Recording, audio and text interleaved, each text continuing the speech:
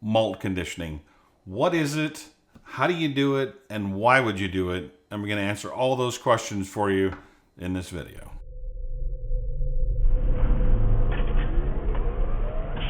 So let's jump into why you would do it. So the why pretty much is that whenever you malt condition, you can get a little bit finer crush on your grain and not damage the husks. The husks are very vital to creating that grain bed, one that flows well and filters well, lauters well, all that sort of thing. You can also pick up a little bit of efficiency because when you are grinding a little finer, then you are, crushing the endosperm and everything in the grain a little bit more, so you can possibly extract some more efficiency from the grain. Now, how you do that is by actually conditioning it with water. And, what I have done in the past is I'll use one of these big roll around under the bed tubs, and they make some that are even larger than this. But this is really a good way to do it, and the reason being is because you want to make sure you get the grain saturated with water as quickly as possible so you can immediately mill it in the grain. Mill it in your mill so that you're not getting the inside of the grain wet, because really the purpose of it is just to moisturize the husk on the outside and make it so that it goes through the grain mill a little bit better. Now, what you do is you would weigh out your grain, and if you use kilograms, it's certainly a lot easier. But us in America, basically you're going to use 2% water. So you're going to take the total weight of your grain, divide it by 2%, and then basically you can do a conversion from pounds to ounces, etc. Or you can just convert your entire grain bill to kilograms and then just use a certain amount of grams of water. Now I've got a spray bottle, and you want a spray bottle that actually mists like really, really finely in order to do it. And so I'm going to show you on a little bit smaller scale how I would do it. These containers usually will hold anywhere from 15 to 25 pounds. The larger containers that I've had will hold like 20, 25 pounds. And I like this over the bucket, like I said earlier, because you can get the liquid on the grain a little better and have an easier time, mixing it back and forth. So let me put this down, and I will do a smaller scale version of it with this little container that I've got here. And I've got just about a pound of grain or so in here. And so all you're going to do basically is you're going to spray just like a mist over the grain. And then I just take and stir it like this.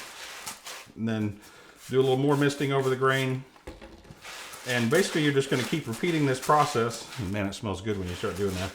You're going to keep repeating this process basically until you get the grain husks fairly moist. And it doesn't take a really long time. I do find that kind of letting it sit a little bit between sprayings is sometimes pretty good. But as you can see, this is much better than putting it all into a bucket and trying to mix from the bottom to the top and all that sort of thing. So I'll just keep spraying the grains on there, and you'll see that they kind of start to stick a little bit to your hand, and they're still a little bit hard. And that's kind of one of the ways that I've done this quite a bit in the past, and that's why I didn't measure out any water, because I know what it feels like whenever you condition grain. So it's starting to get there a little bit.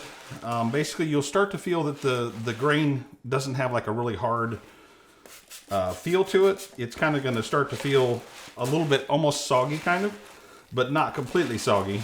And you'll start to feel as you do it that it absorbs water and becomes a little bit more pliable. Now, it's gonna continue to stick to your hand, but you can kind of, if you take it in your hand and kind of smash it a little bit, you can kind of feel that the husks are getting a little bit pliable. And so I'm going to do one more spray, mix it again one more time, do another spray.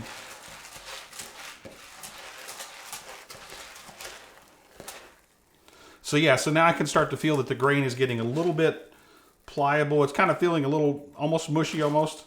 So now is the time you want to basically mill this immediately as soon as you get to that point. And you can do it in batches if you have a smaller container, or if you're doing it in a bucket, but I really advise getting one of those large containers because you can kind of mist and spray everything all at once. And then you're just going to run it through your grain mill. And I've got a grain mill over here. Give me just a second. I'm going to mill this up, and then I'm actually going to mill up some dry grain so we can kind of look at the difference between the two. The grain mill is set to a credit card gap, which is kind of it's an optimal gap for a lot of the all-in-one systems, in my opinion. But even that wide of a gap, we're definitely going to see a difference in the crush on the grain.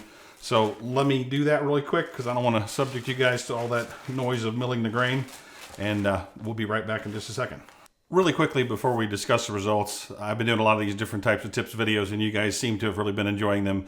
If you've enjoyed this video so far, give me a thumbs up, comment down below, let me know you're enjoying the content. So let's take a look at the difference here. So on this side I've got the conditioned grain, and on this side you got the unconditioned grain.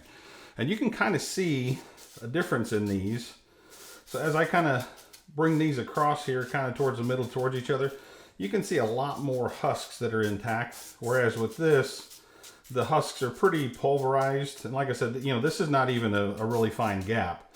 But as you can see, there are so many more husks that are intact on here. And this is all just pulverized. I mean, it's really